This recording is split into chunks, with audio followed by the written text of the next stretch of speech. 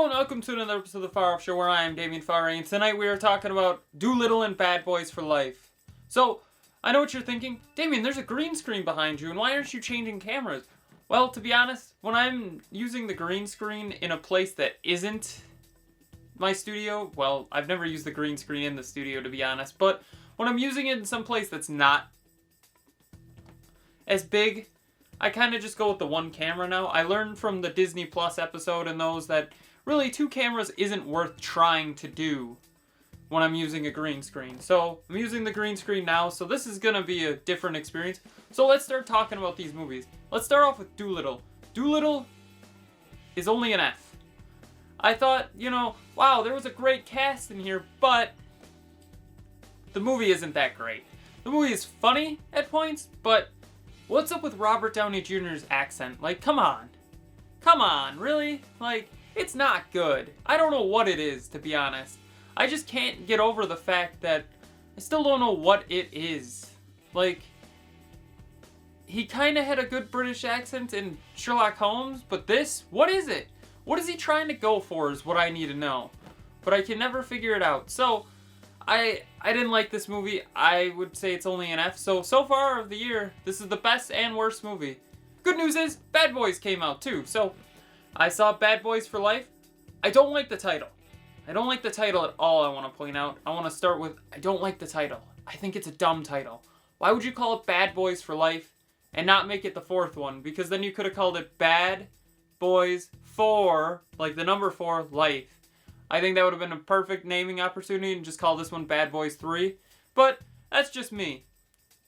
So, the big thing I want to talk about is Martin Lawrence and Will Smith haven't lost a beat at all. Like, if you would have told me this movie came legitimately right after Bad Boys 1 and 2, like it was released right after, and they didn't age, I would have never have known. I would have just thought, wow, they picked off right where they left off. But this is 17 years later from the last one, so the fact that they were able to just pick it up like nothing happened was amazing. It seems like they've been doing it for years. So, I thought that was amazing. I think it's great. The cast is also amazing. The cast are pretty much unknown people, to be honest, other than Will Smith, Martin Lawrence, and Vanessa Hudgenson was in it for a little bit. But other than them, there's not really anybody else in here that I would say, I know 100%, I know what they've done. I don't know anybody else. So the fact that they had this work out, the directors, I don't even know who they were, to be honest, but they did a good job. Somehow this movie worked out. I didn't think it was going to be honest, so I'm surprised. So, what I gotta say though, is it's a great movie. Michael Bay makes a cameo of all people. To be honest, I feel like if Michael Bay directed it, there would have been a little more dirty jokes, but I think the movie overall would have been a little better. I think it would have got an FARR if he had the script that they had here instead of an FAR. So, have you seen Dolittle? What do you think of Dolittle? Like I said, I think it's only an only an F, so it's the worst movie of the year. And Bad Boys for Life is currently the best movie of the year with an FAR. So, tell me in the comments below, what do you think of these movies? And now, going over to, we gotta rank all the Bad Boys. So, what is your Bad Boys ranking? Tell me in the comments below here too. So, Bad Boys 1, easily the best one. I love that movie. I think it's Will Smith's career started from that movie, his movie career.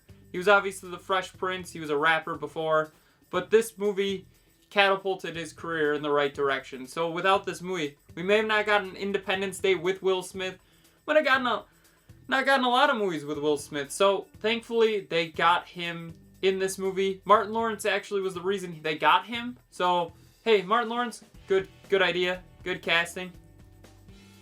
Then, in second place, it's Bad Boys for Life with an FAR. This movie is also good. Do I think it's on par with the original? A lot of people are maybe putting it above the original, but I think this one's just a bit better. So, the cast is still, good. I'm sorry, I'm just rethinking that. I put the original just over this one. The casting of Will Smith in the first one and Martin Lawrence was definitely worth it alone.